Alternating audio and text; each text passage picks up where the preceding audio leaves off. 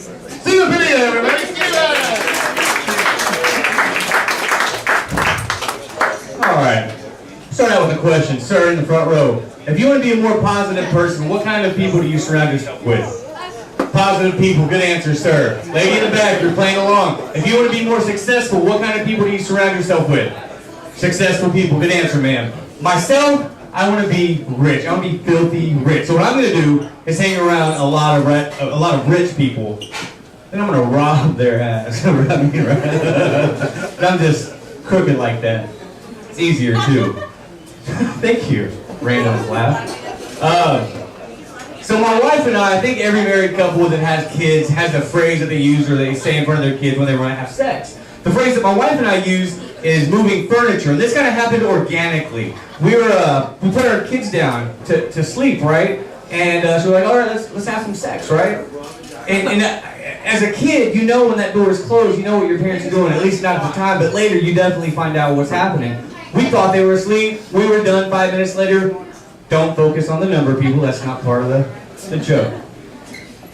I open the door and my son's standing there. I don't know if you've ever seen a dog try to figure out what a noise is. He kind of tilts his head back and forth, right? I just imagine my son on the other side of that door trying to figure out what we were doing, what all that noise was. And he said, what were y'all doing, Dad? And just without reaction, I was like, moving furniture. So that's what we do, and that's what we say when we're having sex. Not when we're having sex, that'd be weird. Let's move some furniture. Anyways, I'm not a very motivated person. Especially after I have sex, I don't feel like doing a whole lot because you're tired. I don't want to do anything. But what I do, I pop in a couple of movies into my DVD player. One of them is Soul Surfer. Y'all familiar with that movie? It's about the girl who surfs. She got her arm bit off by a shark, and she still surfs. I think it's an amazing story. Yeah, amazing. Inspires me, makes me want to do something, get off my ass. There's another movie that I watched called 127 Hours. And that's about the guy who does all that extreme mountain climbing, bike riding, and one day he got his arm stuck between like a rock and a bigger rock. And he cut his arm off. Another truly amazing, inspirational story. But here's what I think would be amazing, is if they started dating. She lost her left arm, and he lost his right arm. They could still hold hands. If they went dancing and the song YMCA came on, they could finally complete the letters.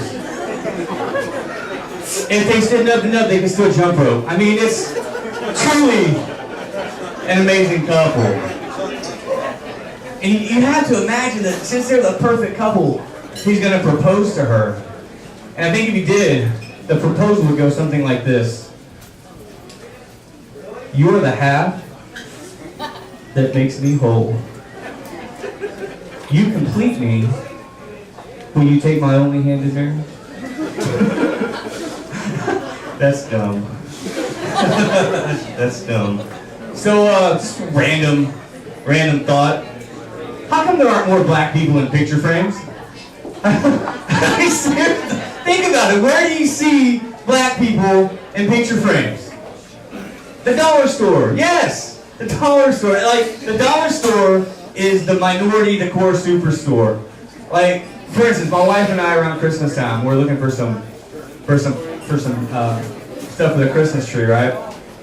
And on the top shelf, we see this white angel. Where the white angel should be on the top shelf, of course. And on the next shelf, we see this brown angel. And my wife looks at me and she says, I've never seen a Mexican angel before.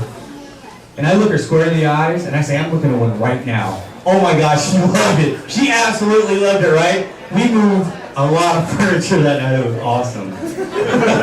So, I'm Mexican, right? I don't speak Spanish, and it sucks, right? It sucks so bad. Like, white people look at me thinking I should speak Spanish, and I have Mexicans looking at me thinking I should speak Spanish.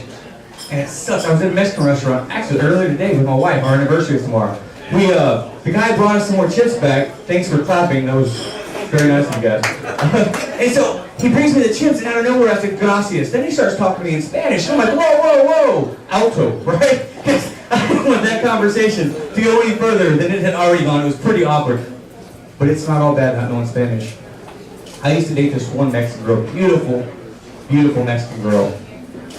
And she used to say things to me in Spanish. I don't know if you've ever heard a Mexican girl speak Spanish, but it's beautiful, sexy. And there's one thing she used to tell me. Tú estúpido y muy tonto. Now I didn't know what that meant, right? So I looked it up, I Googled it, because that's what we do.